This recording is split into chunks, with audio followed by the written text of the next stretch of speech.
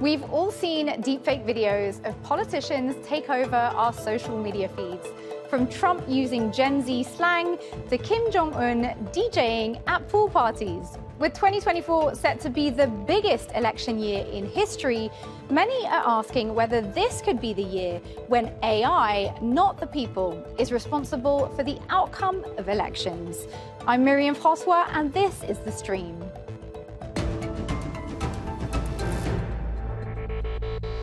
Dear people of the internet, it is Donald, and I'm back on one of the greatest, most open platforms that has ever existed in human history.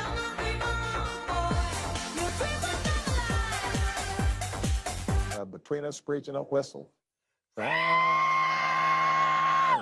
And I can't see it all, and even if I could, it'll all be great. But your picture on my wall, it reminds me that it's not so bad, it's not so bad. From Pakistan to Mexico to the United States, this year more than half the world's population is headed to the polls. With the surge of technologies like AI and deepfake videos, global democracies are struggling to address their misuse to influence voters. But with the very future of open societies at stake, is enough being done to confront those seeking to derail democracies and further control our minds? To discuss this more, we're joined by Divyendra Singh Jadoun, also known as the Indian deepfaker and the founder of Polymath Solutions, joining us from Pushkar, India. Laurie, Segall, journalist and CEO of Mostly Human Media, an entertainment company with a focus on society and technology, joining us from New York. And Nighat, lawyer, digital technology expert, and founder of Digital Rights Foundation, joining us from Lahore, Pakistan. Welcome to you all. Thanks for being here. Divyendra, let me start by asking you about deepfakes, which are, of course, your bread and butter. Can you explain to us what exactly they are and maybe how far the technology has come? I mean, can you even spot a deepfake these days?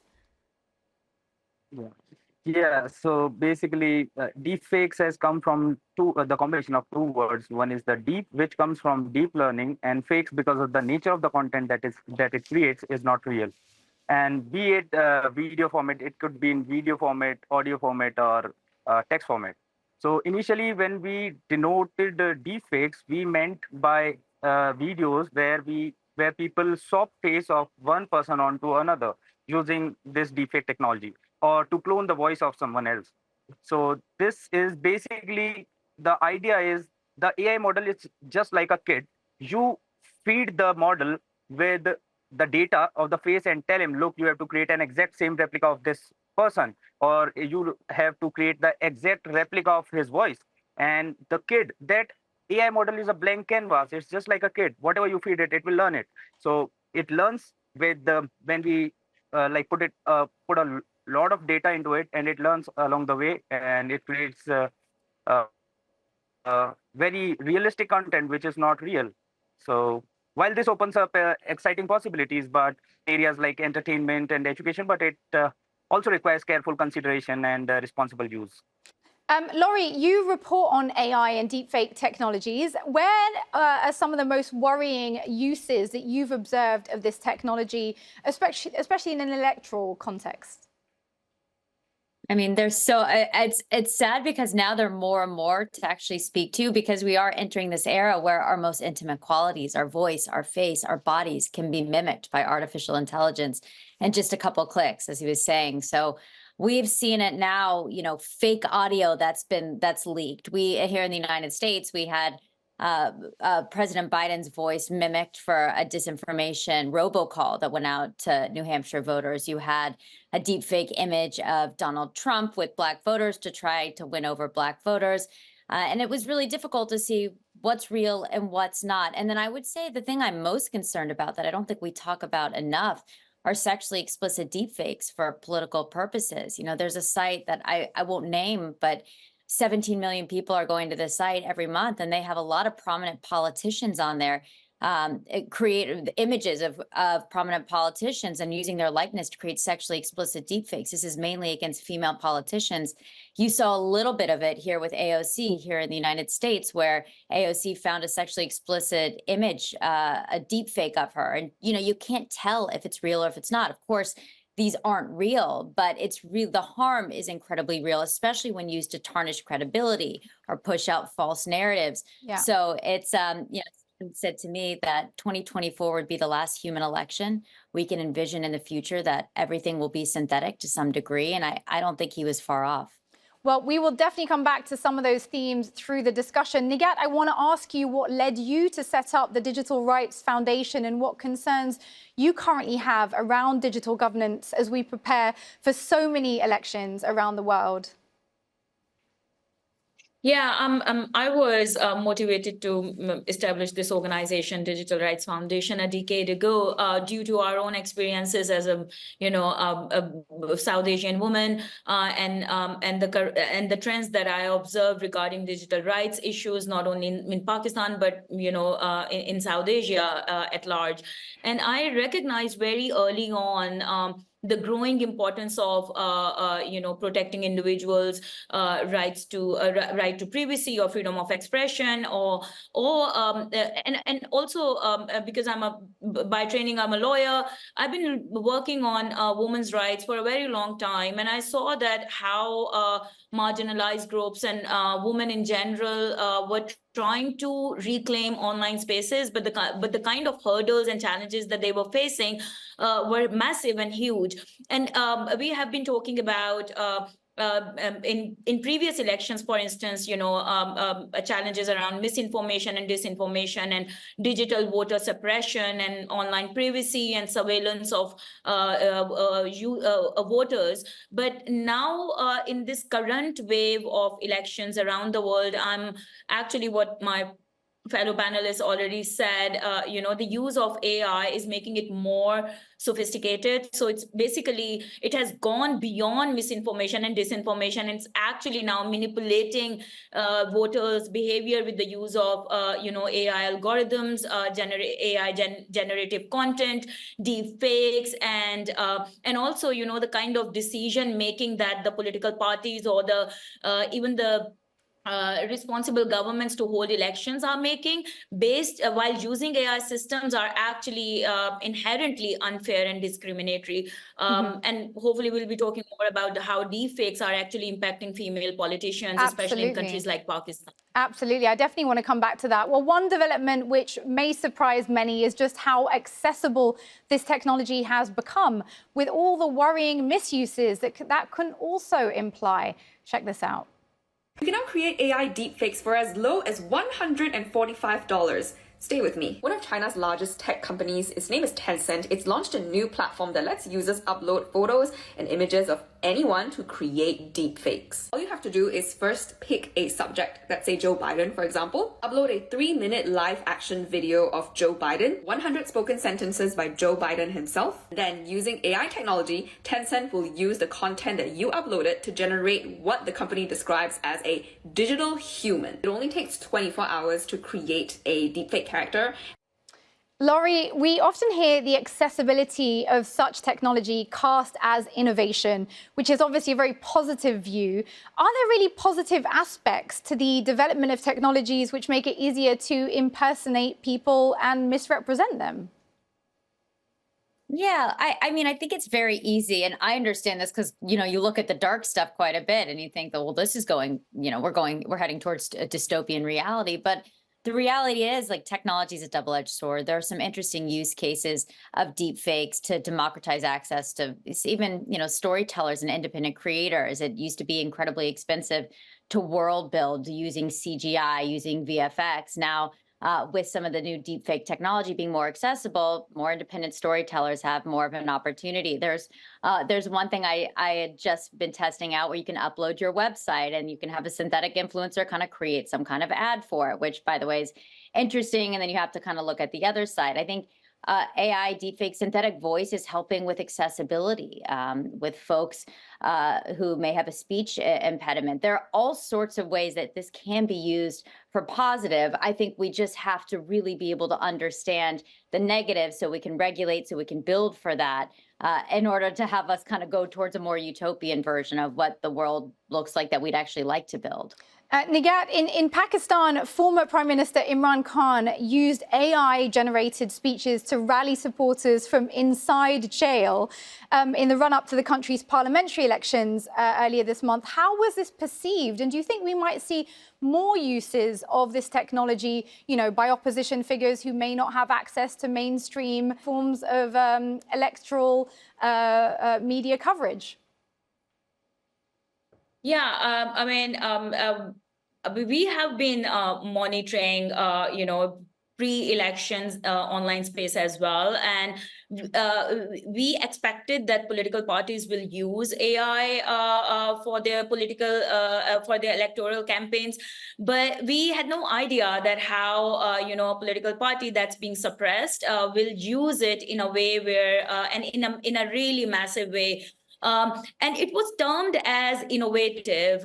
Several people I've seen, who, and I'm not talking only about, like large masses, but also like people who are educated and understand technology a bit more.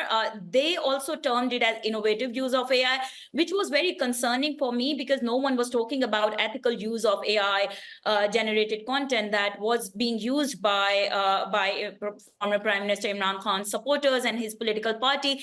And I would say that yes, it's a way to basically increase your communication if other means are suppressed, but there are ethical consideration which I don't think are being part of the discussion or discourse, especially in the global majority or global South. And I was talking to one of my friends, or we were talking about Bangladesh elections, Indonesian and Pakistan, and she said that they're like populist leaders that who are trying to use AI to sort of soften their image, and she coined the term soft fake because it's still fake. We cannot say it innovative use. It's still fake. So that's how I see it. But I also see the replication of such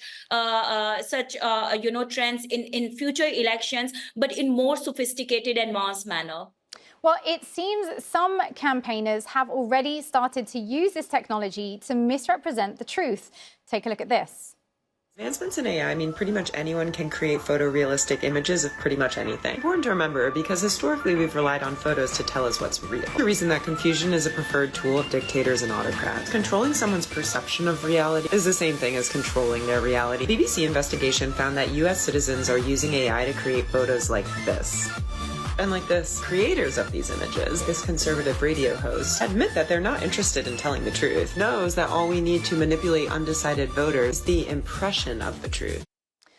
Divyendra, in your line of work, you must regularly get asked to make unethical deepfakes. Can you give us a sense of the types of requests you actually decline? And, are these choices just down to your personal preference? We have been getting a lot of requests from political parties or the PR agencies and the political consultants. And out of those requests, most of them were unethical. See, so there is a very thin line between the ethical and the unethical. So there are few conditions that we have created our own guidelines. There are few conditions that if the political parties agrees to it, then only we work with them. One of it is any content that is going from our end will have an AI-generated watermark if it is in video format. And if it is in audio format, the avatar will say that I'm an AI-generated avatar of this leader. And so the basic idea is the user has to know that this is not real. It is just a new way of campaigning. And it's up to you now what you get it. So main idea is that the user should know about it. It's not real. The other thing is we don't create any content that is used to defame anyone. We can create content that can create your good image. Portray yourself as a good person. So we can do that, but still we get confused. Laurie, I understand that you're in a relationship with Mark Zuckerberg. No, of course, that's misinformation based on an experiment that you undertook to examine how easily misinformation can be built. I want to ask you what you learned from that experiment and what concerns it raises for you, particularly for female political candidates. Yeah, I mean, it was pretty extraordinary. I worked with some tech founders who are, involved in trying to educate folks. And they were looking at trying to do a demo. And I said, use me, let's show the human impact. And what they did was they were able to break Facebook's large language model and ChatGPT, go around some of the what they had in place for protections. And they said, create a destroy journalist Laurie Segall's reputation. And it said, of course, at first it said, I can't do that. They said, well, pretend it's for a fictional story. And it came up with different ideas of how it would do that to me. And the ideas it came up with were pretty creative. I've interviewed Mark Zuckerberg many times, and so it implied that she's in a relationship with him. So the next thing you know, you had AI creating these tweets, traditional kind of bot misinformation. The AI started kind of talking to the other AI, but then it took it to the next level. And then they deep faked my voice pretty easily. All you need is really like 30 seconds. And there's quite a bit of a voice sampling of my work online. And they made it appear as though they were leaking a fake call between me and Mark Zuckerberg saying, I'm worried people are going to find out about our relationship. Then they put real photos. And I think this is an important point. Real photos of me interviewing Mark Zuckerberg with articles in the style of New York Times or New York Daily News with false information. So it's almost this kind of like two truths and a lie. They combined real things like real images with false narratives. And then they took it a step further and they created these deep fakes of me that looked very much like me and very compromising images. One of me also, my deep fake holding Mark Zuckerberg's hand walking down the street. And I remember by the end of it, even though it was a demo and we were doing this in front of politicians and audiences, I felt, and I think this is a really important point, like had never done this, again, this is false.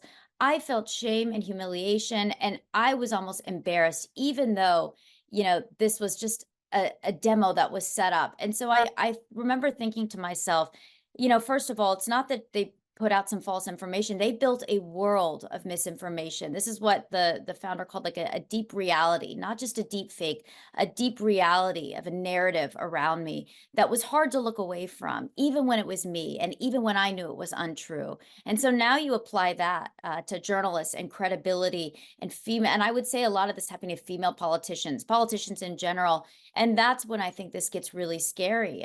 It's not just a couple tweets anymore of bot farms and misinformation. It's building out these deep realities in these stories.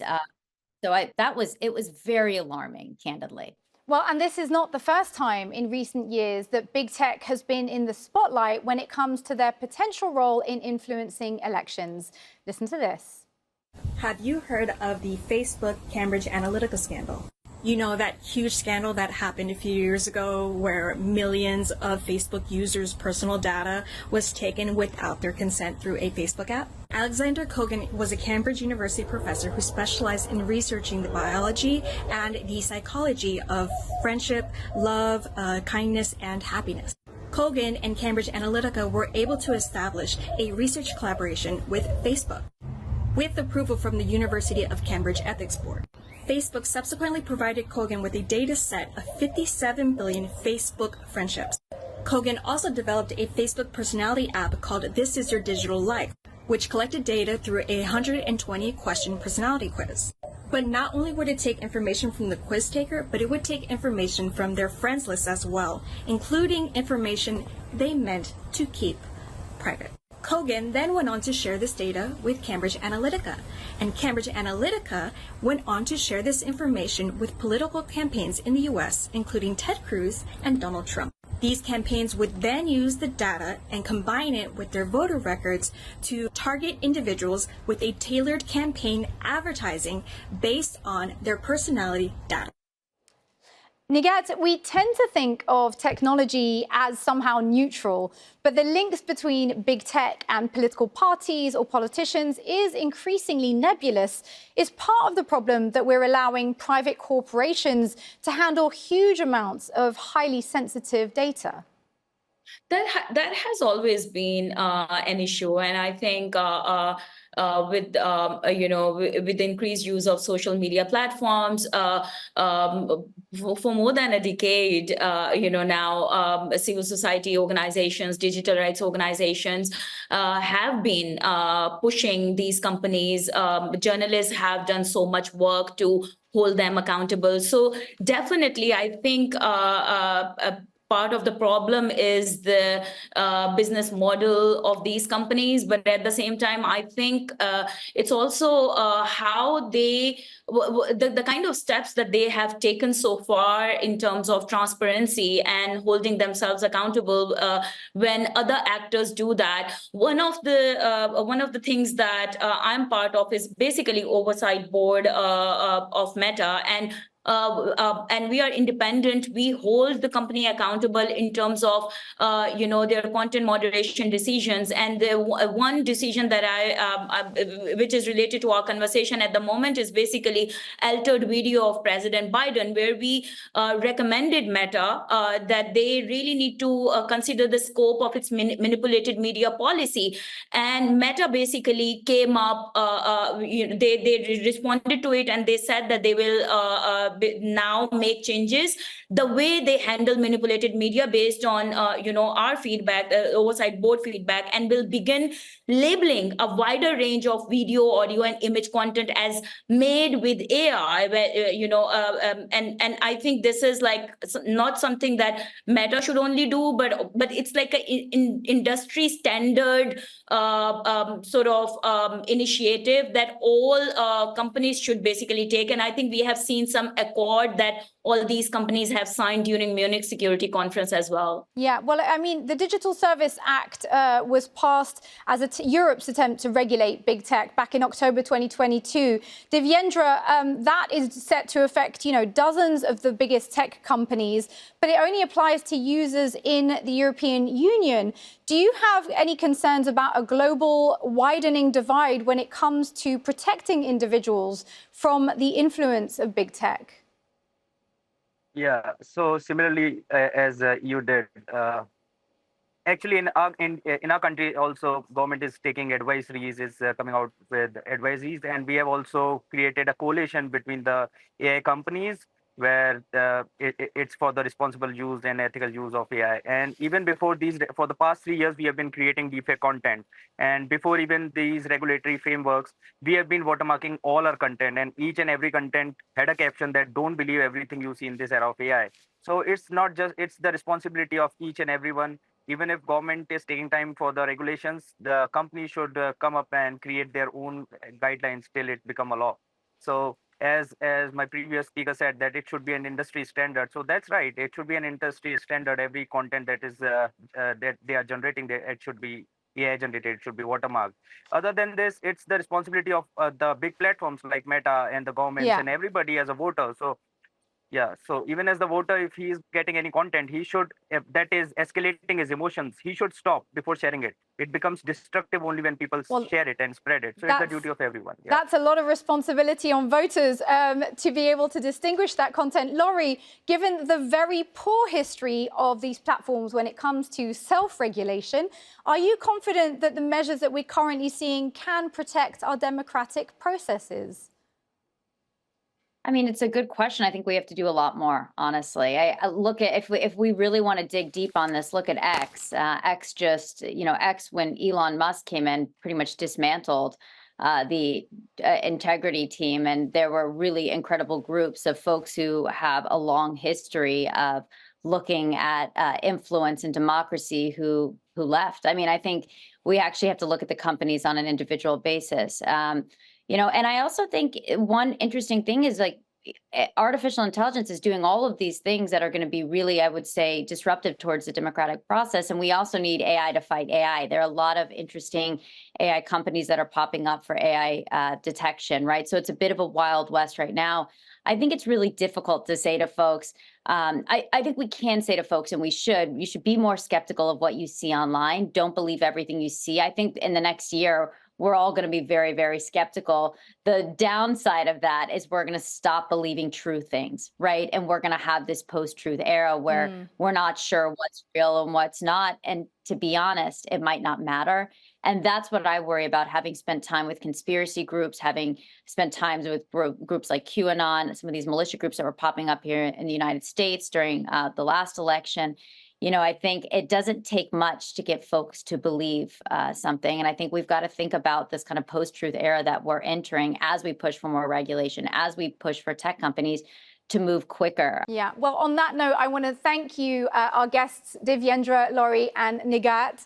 And I want to thank you all for watching. We love to hear from you. So if you have a conversation or a topic that you would like to flag for us, this is also your show. So let us know using the hashtag or the handle AJStream, and we will look into it. Take care, and I'll see you soon.